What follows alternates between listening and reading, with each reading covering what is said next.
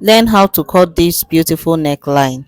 Now this is a bubu gown that I have already cut out the bubu gown. As you all can see, if you don't know how to cut a bubu gown, I have so many videos of how to cut a bubu gown.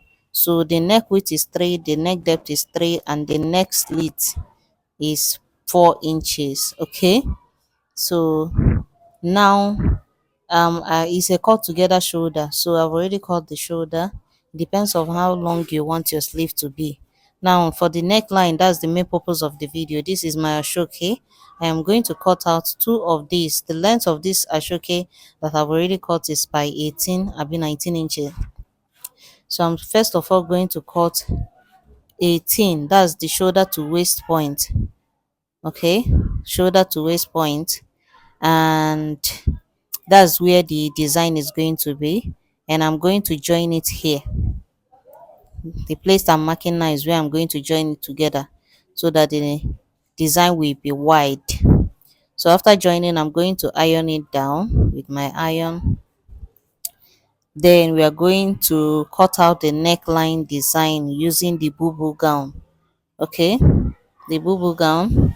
So I'm going to fold the ashoke by 2, place the bubu gown on top of it, and then mark where I'm going to cut. That's the neckline. So I'm going to cut first from the 3 inches and then the 4 inches slit. So now I am going to join the ashoke to the bubu gown from the wrong side. Okay, now watch how I'm going to do it. I'm going to open the wrong side of the bubu gown, place the wrong side of the bubu gown, that's the right side will be facing the wrong side of the bubu gown, and then after sewing I will turn it over like this and I will iron it down. Make sure you press your iron very well because iron is needed at this point. Now after ironing it, I'm going to curve it, the curve design that it has. I went up by 3 inches and I curve it like this. Okay, there are so many curve design. You can make it V, you can make it, but this is the design my own came with. That's the one that my client showed me. So I'm going to, after curving it, this is what you're going to have. So I am going to press it in like this, just a little bit. I'll use my pin to hold it, and then use iron to press it down. Okay, so that it will not have a rough edges. Okay, I'll use my iron to hold it, to also press it. Okay, ashoke, what I love about ashoke is however you want to place it, it will just be like that. It doesn't loose or shake. So now I will use my pin to hold it down so that it will be very easy for me. Okay, now I'll move over to my machine and then sew all the way around. And after sewing, I place my back piece on top of the front piece and then join the shoulders together. Okay, this is the design after sewing, and I'll go on ahead and join my shoulders together. After joining, this is what I have.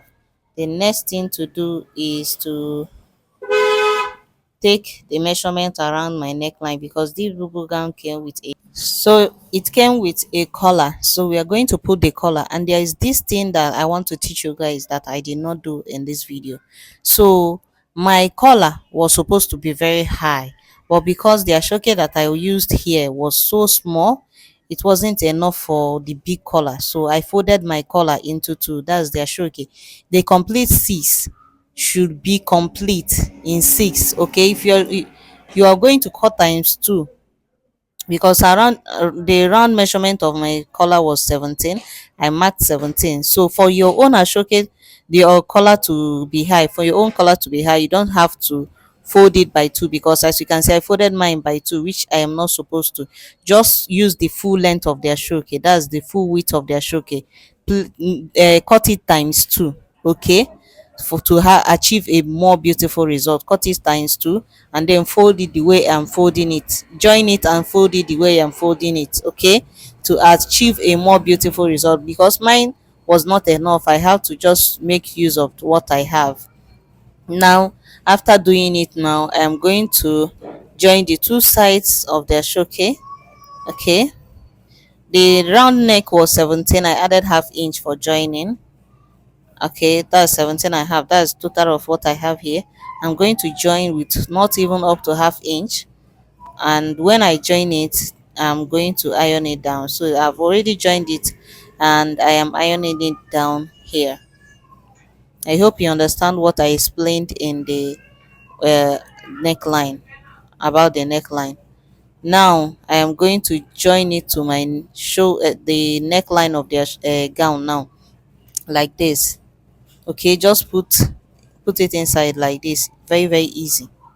Put it inside like this and then pin it down all the way around the neck. It will be enough, like you are not going to have any excess. It is when you add up to 1 inch or 1.5, that's when you have excesses. But what I used was half inch, and that half inch I used it to join the two sides of the um collar. So now we are cutting the sleeve. So the sleeve now is going to be, I used 11 inches, so I'm going to use 22 inches by 2, and that is what I have here. So I'm going to join it to the sleeve of the bobo gown. Unfold, I did not fold it. Okay, it's not unfold, so I just use the full length of their shoke. It's not unfold, and I will sew on top of it, not joining it together. I'll just place the shoke on top of it, as you're seeing in the video, on top of the bobo gown. You come in by 1 inch, come in by 1 inch from the sleeve, so that you can weave the inside, or you weave it before joining. Come in by 1 inch and then top stitch. That's what I will call it, top stitch on top of the sleeve, like this. Now after joining, I'm going to close up the front and the back side of the bobo gown. Just close it up. I will shape it. Right, I'm going to shape it. That's what I'm doing here. And after shaping, you're going to, I'm using my pin to hold the both sides. Then I'm going to shape with like 1.5 or 2 inches, depending on how big you want your client. My own does not want hers to be very big, she wants it slightly fitted. That is what I'm doing here. Even after this, I later shaped it for her more. I later removed like half inch, 1 inch on both sides again, like extra 2 inches again, and it fits her perfectly well.